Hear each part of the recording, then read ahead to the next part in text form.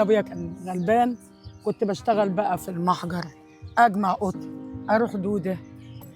عمرك جيتي في يوم كده قلتي انا تعبت مش لا. هشتغل مش هطلع لا النهارده لا لا الشغل؟ لا لا لا خالص. لا، بقعد بتعب، يعني لو قعدت من الشغل اتعب. فاكره مامتك كانت بتعلمك ايه زمان؟ كل حاجه، كل حاجه، اتعلمت الاحترام والذوق والادب منها، لان امي كانت غلبانه وكويسه. ومره قلت لها بتندهلي، بقول لها قلت لها ايه بس، عشان قلت لها ايه ما مسكتني قلتلهاش طول نعم يعني.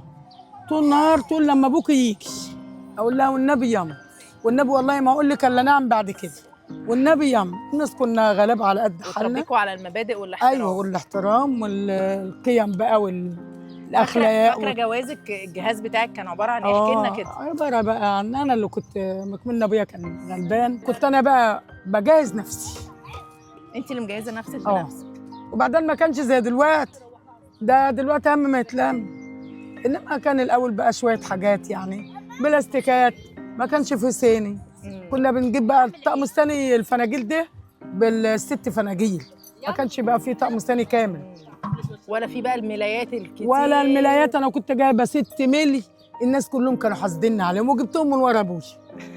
اه، لحسن ابويا ايه يقول انت جايبه ده كله ليه؟ وكنا غلابه على قد حالنا. طب الناس اختلفت ايه زمان عن دلوقتي؟ دلوقتي بقى الدنيا كلها بقى بتبص لبعضها. انا مبسوطه اجيب لي بنتي غسالتين، 3 غسالات وشاشتين، واجيب لي وده بنتي. مش صح. وده بقى، وده مش طبع الحياه. لا لا لا لا لا لا، اصل انا قادره، غيري مش قادر. صح صح. والبنات بتبص لبعضها دلوقتي. صح. بعدين العزال بيروح يتعان، يعني ملوش امكنه. ولسه في الارياف البنت بيجي لها عزال كبير. كل مشوار حاجه بيحصل. يا واد يا ويلع، وخدها ونزل الترعه. يا واد يا لا البنت حبت الدكتور، والدكتور حب ايه ساب العياده وراح لها وخدها ونزل الترعه.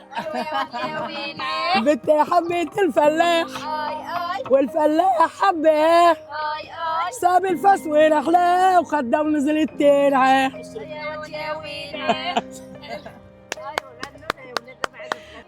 انت جميله. انت اللي جميله بجد. بجد انتوا وحياة ربنا بعيد عن الشغل ولا التصوير، انتوا بتحبوا بعض. طبعا. حافظوا على الحب ده. طبعا. في زمن بقى صعب. الله يعوض، صبرنا خير تاني.